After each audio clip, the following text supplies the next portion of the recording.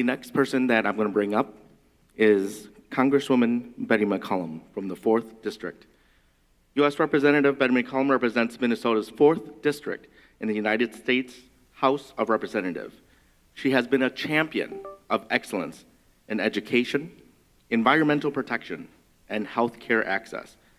Betty McCollum is the top Democrat on the defensive subcommittees. Please help me give a warm hand of applause to Betty McCollum.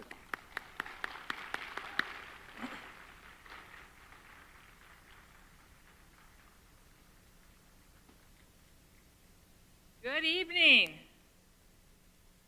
And, someone wanted to make sure I didn't miss tonight. I wasn't going to miss tonight, but she really wanted to make sure I didn't miss it. Mayor-elect Collie Herr, thank you for making sure I didn't miss tonight. I wasn't going to miss anyways, but it's so great to be here. 50 years, a celebration of loss, rebirth, prosperity, hope. And it is a tremendous honor to be here with her honor. You got it. Congratulations, Mayor-elect. Your election is the first Hmong American mayor of a major U.S. city, the first woman mayor of the city of St. Paul, and it comes at a very momentous time for Hmong Americans as we mark together the 50th anniversary of Hmong refugees' resettlement in the United States. And I want to give a very special thank you to so many of you, but let's give a round of applause to everybody who worked on this, but especially the Hmong Committee of 100.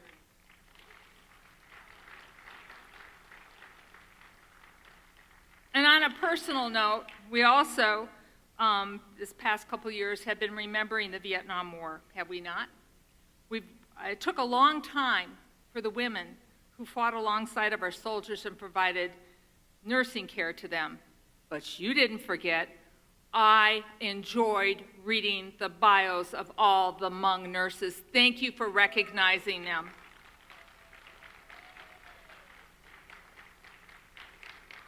For 50 years since the end of the Vietnam War, Hmong Americans have been calling Minnesota their home, right? And here in Minnesota, I want to thank you for making such a tremendous contribution to bringing University Avenue and so many other places back to life, for what you shared with your culture and your traditions, what you brought to us to make us more inclusive politically, and just put it simply, you've enriched everybody's life. We're so glad you're here.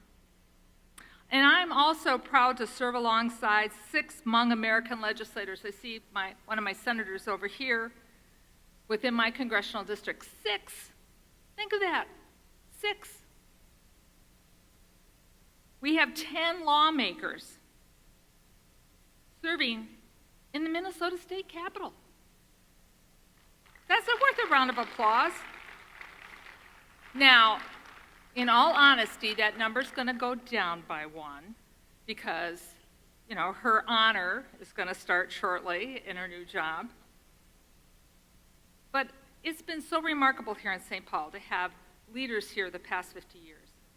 And I remember being in my kitchen listening to NPR in the morning when history was made and Chow Lee became the first Hmong American elected in the United States to serve right here in St. Paul School Board. That was 1991.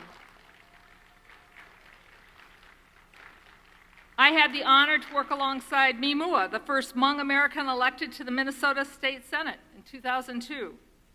And this list, you are growing it every year. You're rocking it. So Hmong Americans, you don't only thrive as political leaders. You're entrepreneurs, as I mentioned, what happened in University Avenue. Professionals, doctors, lawyers, dentists, engineers, skilled tradesmen and women. And you took all that training, everything that you learned collectively from your elders and youth. And when they were closing the last refugee camps in Thailand, and Chow Lee, who works in my office, was here, I said to Chow, what should we do to be supportive? And he said, We'll let the community tell us. You stood up. You helped our office guide to make sure that every child that came from the refugee camp was ready to go to school. They probably don't tell them. I made sure they got all their shots. You made sure that there was food and clothing and welcoming. And you showed the nonprofits and the churches here what needed to be done because you had had the experience of coming over here. We got it right because of you. I want to thank each and every one of you, and you know who you were, or if you had a friend who was involved, thank you for all the work you did. That was a lot of work and a lot of stress for so many of the Hmong who were coming here to the United States. But in Minnesota, it was smooth sailing. Thank you. Give yourself a round of applause. There's other ways you serve our communities: teachers, principals, nurses, medical doctors.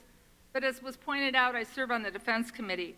I want to thank you for the contributions. And if you see the recruitment for the National Guard, Hmong are in it prominently. I want to thank you for standing up and taking the oath of office to serve in the National Guard and all the branches of our military service. So let me just tell you what a personal privilege. It has really been my honor to work alongside the diaspora, work on issues of housing, employment, trade, and so much more. You have been great mentors for me to be more effective in my job. But there was someone who started this process years ago. He was my congressman, Bruce Vento. He died before he could see the completion of his bill, the Hmong Veterans Act. And when I was at his funeral, you showed up. Bruce, it was an honor to finish that bill, but I was with other members of Congress, I wasn't elected yet, at the funeral. And they were all turning around and saying, we have to pass this bill. And it was because you showed up to honor Bruce for his work. But as people have pointed out, we're living in extraordinary times. They're also kind of frightening, right? There's a time when our values, our race, our ethnicity, our civil liberties, our faith, women's rights, and our freedom of speech, well, we know that they're under attack. So as I speak, I know that Hmong and Lao descendants feel threatened with deportation to places where they no longer have family, or maybe some of the younger generation not speaking the language as fluently as they wish they had listened from their elders. Who could have imagined this 50 years ago after resettling into the United States? I couldn't. I'm sure you couldn't. And I want you to know, for me, it's heartbreaking.